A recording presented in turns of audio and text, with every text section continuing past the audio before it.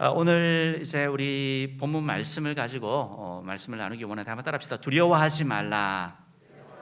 두려워하지 말라. 사람들이 참 많이 두려워하죠. 그래서 두려움에 대한 그런 격언들도 많고 명언들도 많습니다. 이런 말이 있더라고요. 당신이 원하는 모든 것들은 두려움 너머에 있습니다.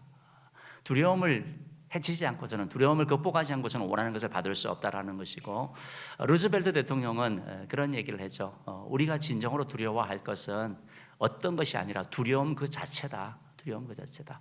왜? 두려움 때문에 우리가 움직이지 못하고, 두려움 때문에 우리가 행동하지 못하고, 두려움 때문에 우리가 포기하기 때문에 그런 것이죠. 그래서 두려움 가운데 헤치고 나가라, 두려움을 이기고 나가라, 이런 말을 하는 걸 보게 되는 것입니다. 사실 모든 사람은 정도의 차이가 있지만 다 불안과 두려움을 가지고 살아가고 있습니다. 연령과 성별과 그리고 직업에 상관없이 각 대상은 다르지만 어느 정도의 불안과 두려움을 가지고 있습니다. 저도 마찬가지죠. 다 그런 게 있습니다. 사람들이 이제 뭘 두려워할까? 심리학자들이 그것을 연구해 봤습니다. 그랬더니 뭐 대표적인 것들은 있죠. 뭐 건강에 대한 것들. 혹시 지금 내가 쌓은 일들 가운데 가정이 갑자기 깨어질까 봐 이런 불안감도 있는 것이고, 두려움도 있는 것이고, 죽음에 대한 두려움도 있는 것이고, 뭐 물질이 없어서 어떻게 될까 이런 것들도 있는데, 그런 것뿐만 아니라 두려움은 가지를, 종류를 말할 수 없을 만큼 엄청나게 많다라는 것입니다. 포비아라고 들어보셨겠지만, 포비아 같은 경우는 일어나지 않는 일이지만 어떤 사람들은 너무 두려워하는 것입니다. 엘리베이터를 타는 것도 두려웠고, 뭐 어떤 고양이 같은 것도 얼마나 귀엽습니까? 그거 보는데 두려운 사람도 있는 거예요. 그러니까 두려움은 그냥 만연한 것이다라고 생각하면 되는 것입니다. 혹시 여러분들 가운데 난 좀 너무 두려워 하는 그런 분이 계십니까? 그게 정상인 거예요. 정상인 거. 그래서 너무 이상하게 생각하지 마시기 바랍니다. 우리가 이런 불안과 두려움이 있는데 이것을 극복하려고 우리가 시도를 하죠. 노력을 합니다. 명상을 해보기도 하고, 유튜브 채널에 보니까 이런 걸 찾아보기도 하는 거죠. 저도 이렇게 찾아봤습니다. 찾아보니까 뭐 두려움 극복에 대한 영상들이 참 많더라고요. 강의들이 참 많더라고요. 그만큼 사람들이 두려워하고 있다는 것이죠. 어떤 사람은 이 두려움을 이기기 위해서 약물을 복용합니다. 진정되지 않기 때문에 신경 안정제를 먹기도 하고, 또 불안해서 잠을 자지 못하기 때문에 수면제를 먹기도 합니다. 어떤 분들 같은 경우는 도저히 안 돼서 무당이라든지 뭐 점집을 찾아가고 굿을 통해 가지고 그 두려움, 혹시 우리 집안에 생길 그런 재앙들을 막으려고 하는 것을 보게 되는 것입니다. 사람들은 이렇게 여러 가지 부분들을 이렇게 찾고 노력하지만 사실 두려움이 완전히 해결되지 않는 것, 그 쉽게 해결되지 않는 것이 사실인 것입니다. 제가 아는 어떤 분의 모친상이 났는데 이번에 지금 코로나19 상황이잖아요. 그런데 이제 그 집안의 장남이 폐와 관련된 질환을 갖고 있는 겁니다. 그래서 그 장남이 이제 정권 이 모든 일들을 다 결정해서 하는데 장례식을 이틀 만에 하기로 결정했습니다. 그리고 조객들도 안 받는 거예요. 왜?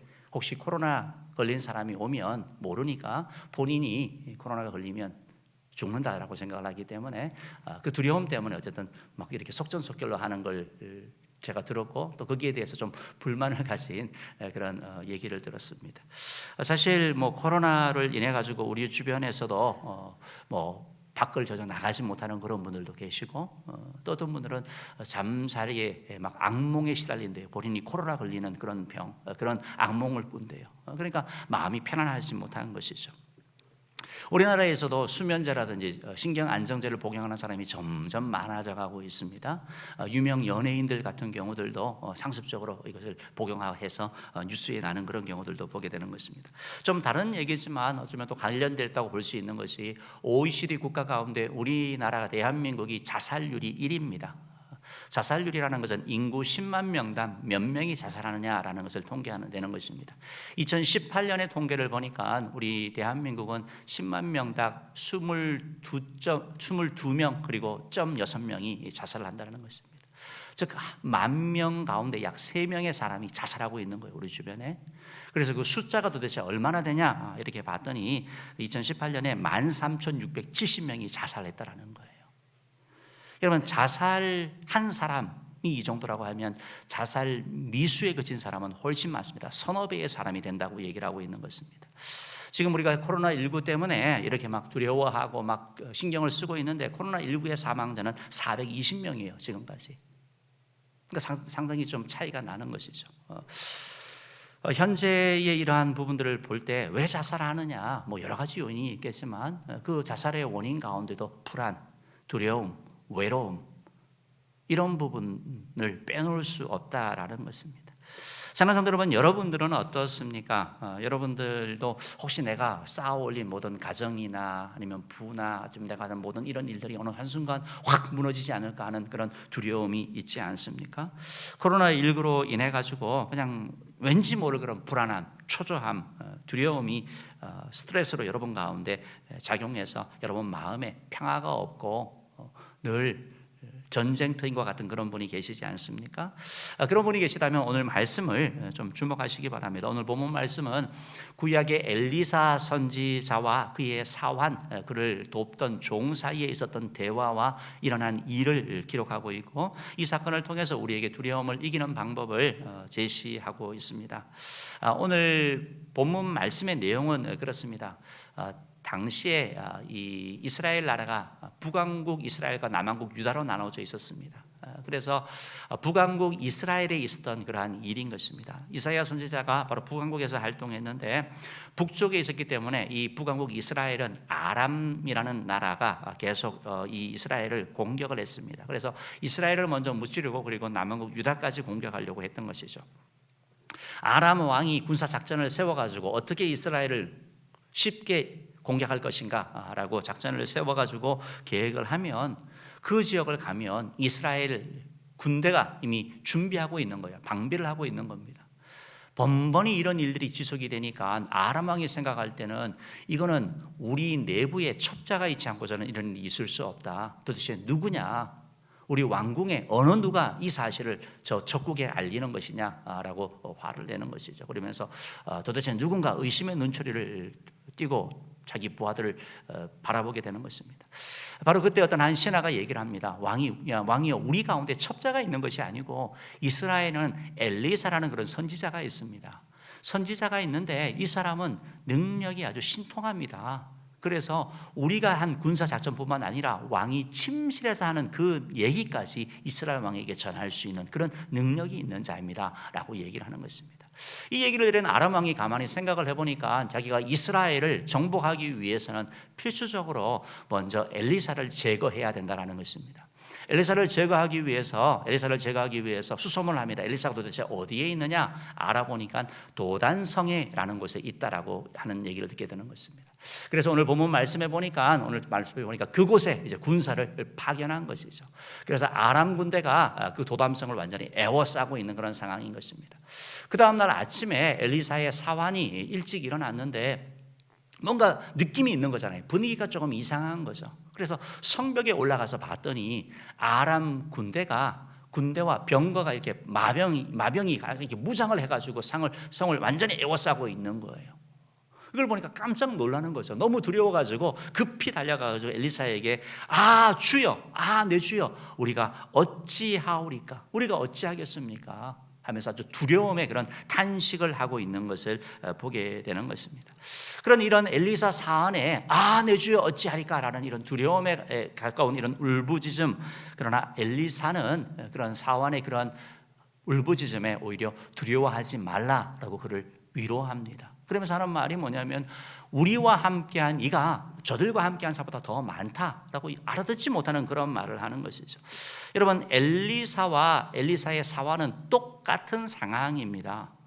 똑같이 엘리사가 멀리 있으면서 전화로 괜찮아 두려워하지 마라고 말한 것이 아니라 도담성에 같이 있었다라고요. 아람 군대에 의해서 같이 둘러싸고 있는, 같이 겪은 그런 위기 상황이라는 것입니다. 같이 포함되어 있는 것입니다. 똑같은 상황인데 사환의 마음은 아주 전쟁터와 같이 두려움과 불안 가운데 가득 찼지만 엘리사의 마음은 편안함 가운데 있었다라는 것입니다. 어떻게 엘리사는 이런 상황 가운데 위기 상황이고 사실 두려움에 대한 얘기를 합니다. 두려움은 70% 80%가 이루어지지 않는 거니까 두려워하지 말라고 하는데 지금 당장 눈앞에 적군이 있는 거잖아요. 이런 상황 가운데서 두려워하지 말라고 하는 엘리사는 도대체 어떤 그런 비법을, 어떤 능력을 가지고 있는 것입니까? 오늘 본문 말씀을 통해서 세 가지를 살펴보기로 원하는데요. 첫 번째로 내가 누구인지 알 때 두려움을 이길 수 있다는 것입니다. 여러분, 내가 누구인지 알 때 두려움에 맞설 수 있고, 내가 누구인지 알 때 두려움 때문에 넘어졌다 하더라도 다시 일어날 수 있는 거예요. 오늘 성경 말씀에서 두려워하지 말라라고 말했던 엘리사 선지자는 자신이 누구인지 알았습니다. 그는 하나님의 사람이었습니다. 그는 하나님의 자녀였고 하나님의 사랑하는 아들이었던 것입니다. 오늘 성경 열왕기하 6장 15절 말씀 한번 읽어보겠습니다. 6장 15절 읽어봅니다. 시작.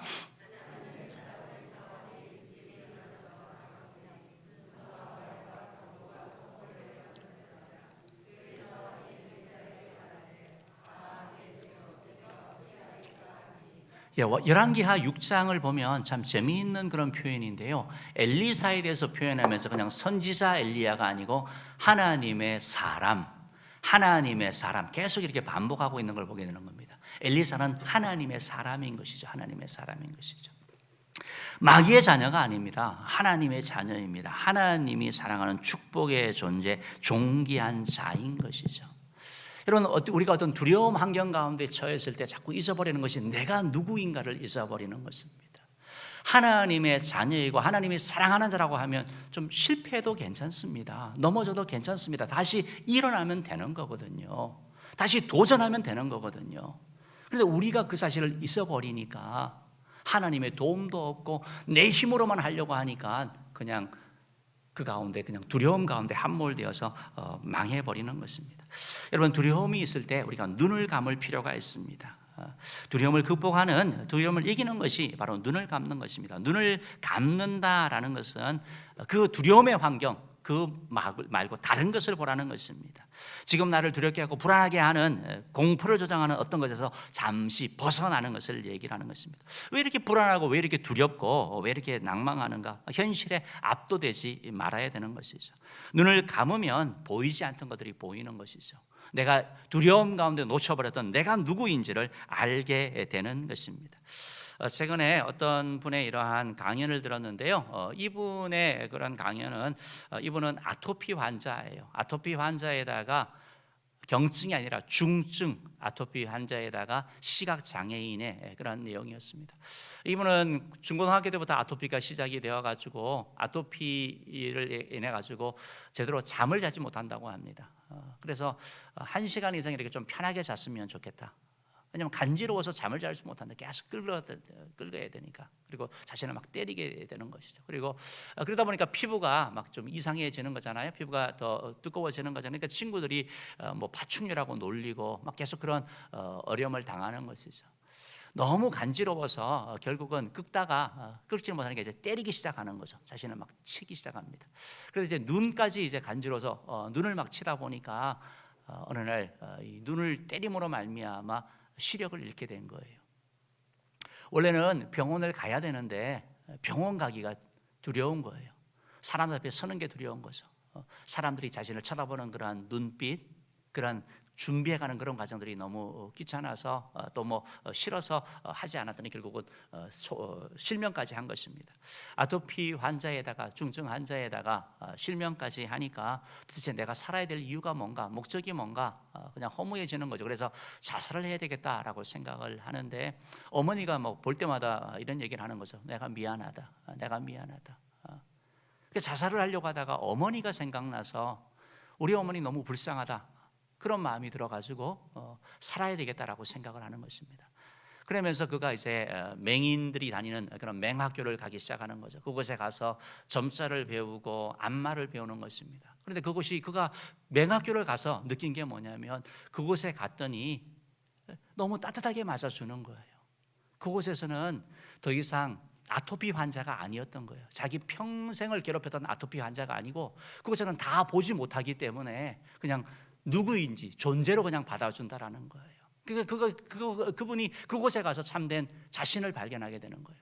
그동안 눈을 떴을 때는 보지 못했던 자기 자신, 스스로에 대해서 나는 아토피 환자, 사람들이 쉬라는 존재 이렇게 생각을 했는데 비로소 눈을 감았더니 보지 못하게 되니까 내가 어떤 존재인지 알게 되는 거죠. 그곳에서 사랑받는 그런 과정 가운데서 악기도 배우게 되고 또 해외여행 가려고 이렇게 뭐 외국어도 준비하는 그런 내용들을 간증을 하더라고요. 그것을 강연을 하더라고요.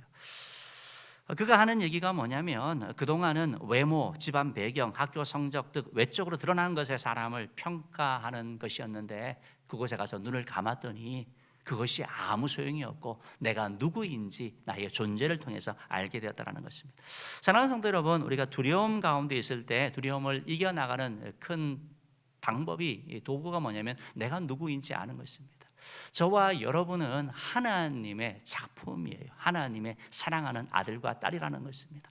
한 분 한 분이 그냥 던져진 존재가 아니에요. 우연히 만들어진 존재가 아니고 진화된 존재가 아니고 하나님께서 한 분 한 분을 대하여 놀라운 계획을 갖고 계시는 존귀한 존재라는 거예요.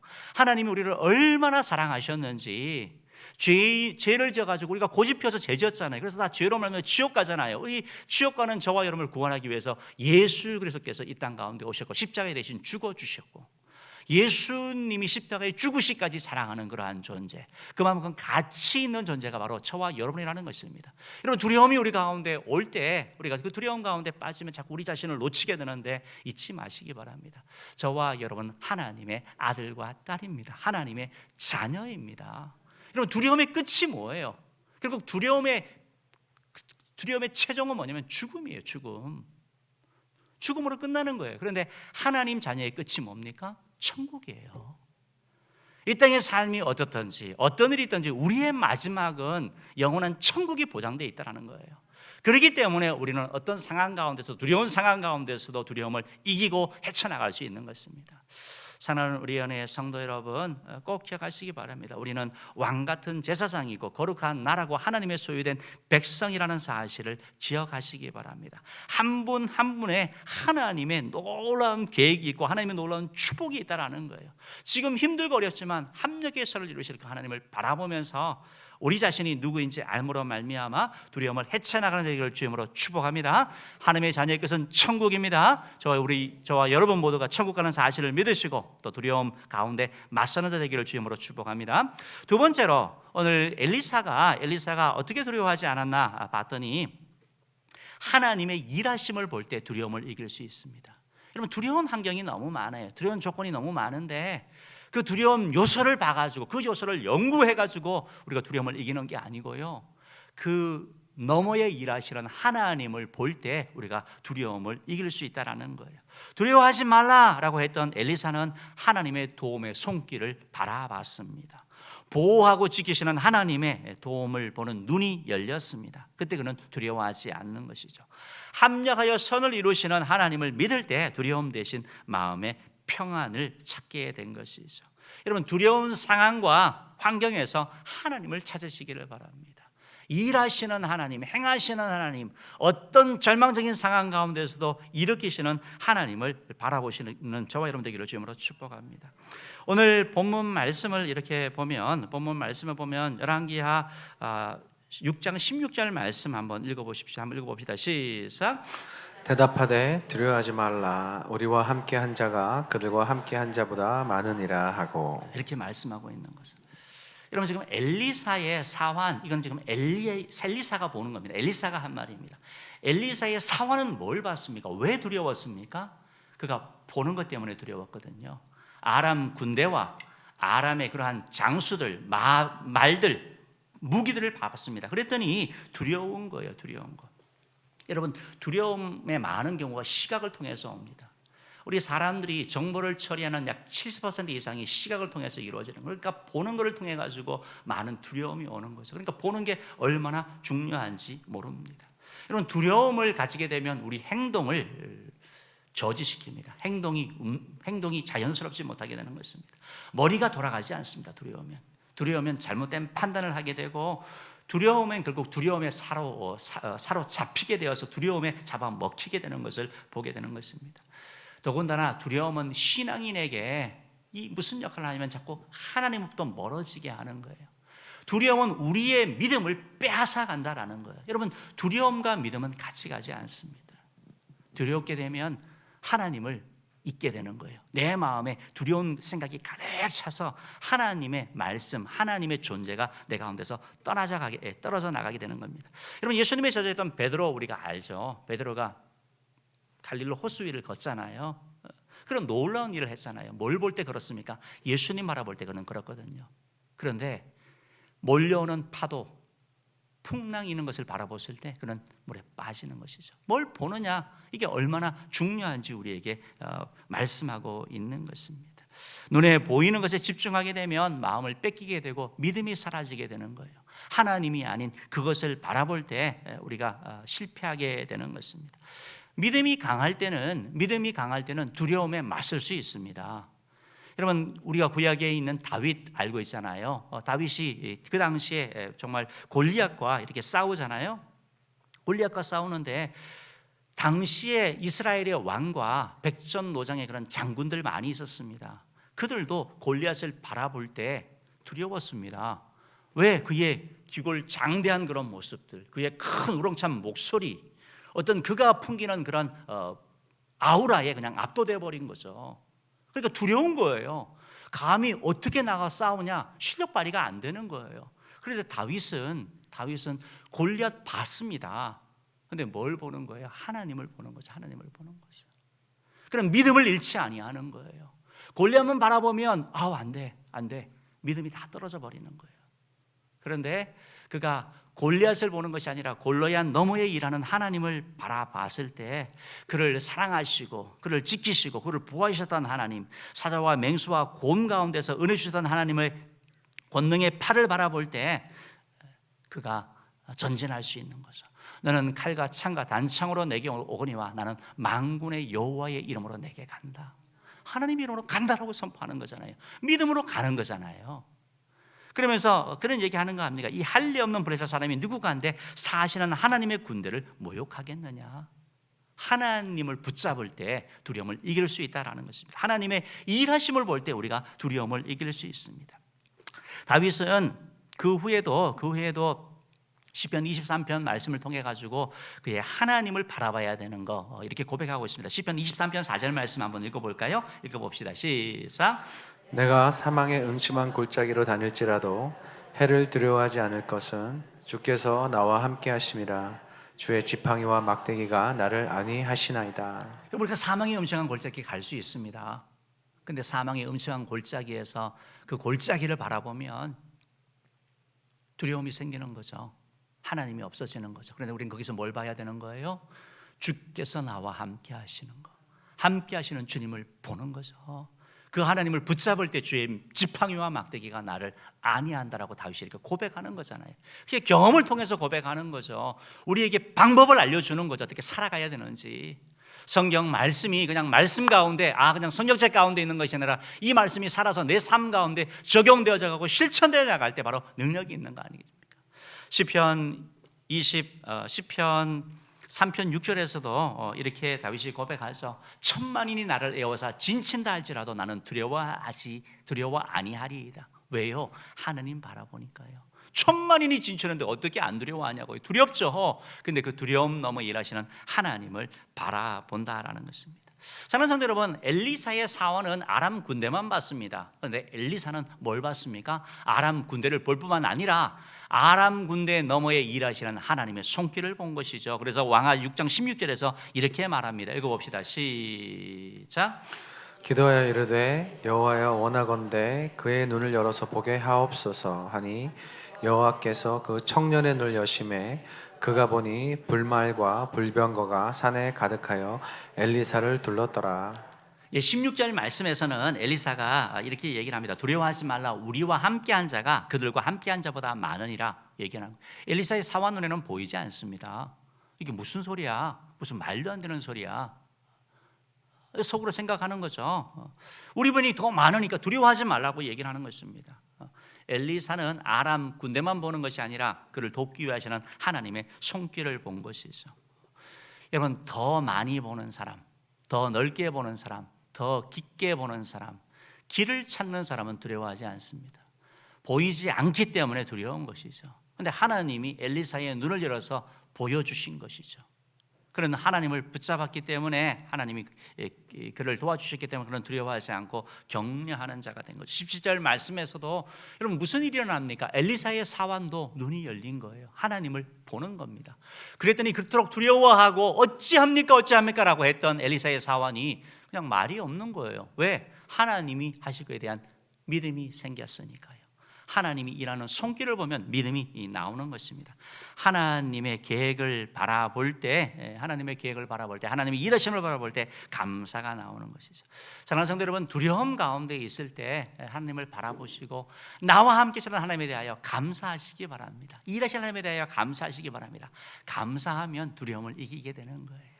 그 감사를 통해서 하나님이 일하시는 것입니다. 두려운 환경에 압도당할 때 두려워하지 않는 것, 그 상황에 눈을 감는 것입니다. 정상적인 사고, 판단, 행동을 하기 위해서 우리는 눈을 감아야 합니다. 눈을 감으면, 그 상황에 눈을 감으면 하나님이 보이기 시작하는 거예요. 나를 위하여 일하시는 하나님, 합력하여 선을 이루시는 하나님을 바라보게 되는 겁니다. 하나님의 통치하심을 바라보게 되는 것입니다.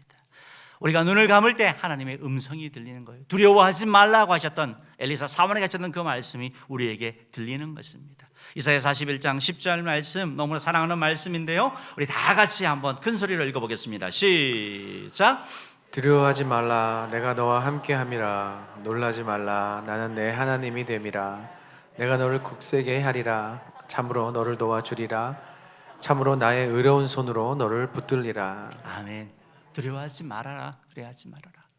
뭐라고? 하나님이 함께하는, 하나님 붙잡으라고 말씀하고 있는 거죠. 하나님이 도와줄게. 내가 너 하나님 될게. 내가 너 굳세게 해줄게. 내가 너를 붙들어 줄게. 우리가 누구를 붙들어야 되는가? 하나님을 붙잡아야 되는 것이죠.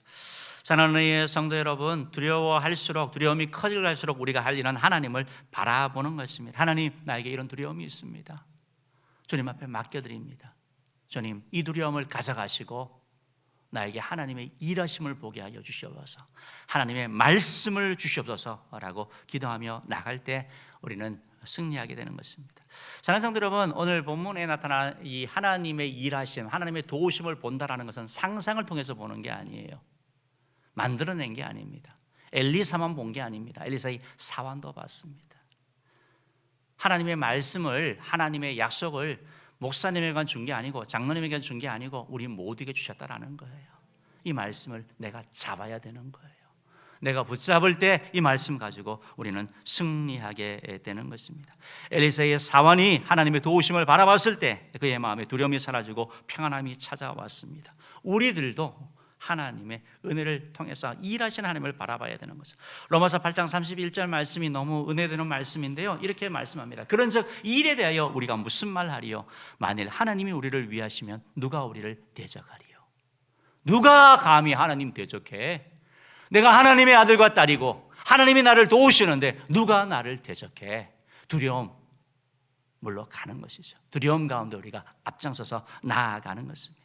사랑하는 성도 여러분, 하나님은 하나님의 백성을 지키시고 보호하십니다. 아무리 상대의 숫자가 많고 뛰어나다 하더라도 하나님을 바라보는 자를 하나님이 지켜주시고 보호하시고 승리케 하시는 것입니다. 악이 선을 이기지 못합니다. 우리 모두 우리 영안이 밝아지고 그래서 하나님의 일하심을 봄으로 말미암아 두려움을 이겨나가는 저와 여러분들 되길 주님으로 축복합니다.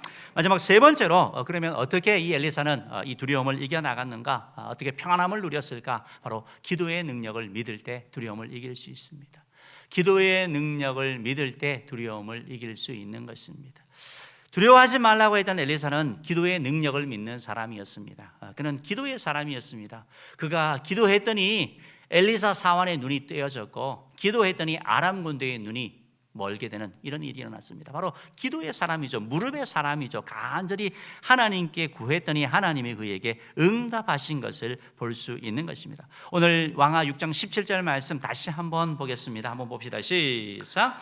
기도하여 이르되 여호와여 원하건대 그의 눈을 열어서 보게 하옵소서 하니 여호와께서 그 청년의 눈을 여심해 그가 보니 불말과 불병거가 산에 가득하여 엘리사를 둘렀더라. 17절 말씀에 기도하여 이르되 여호와여 그의 눈을 열어 보게 하옵소서. 기도 제목이죠. 눈을 열어 보게 하옵소서. 그 다음에 여호와께서 그 청년의 눈을 여심해 기도 응답을 말씀하는 거죠.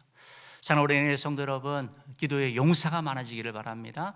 엘리사의 기도를 들으신 하나님께서 저와 여러분의 기도 가운데 응답하실 줄 믿습니다. 다 기도의 능력받기 원하고 기도의 용사되기 원하는데 기도의 사람은 무릎을 꿇을 때 가능한 것입니다.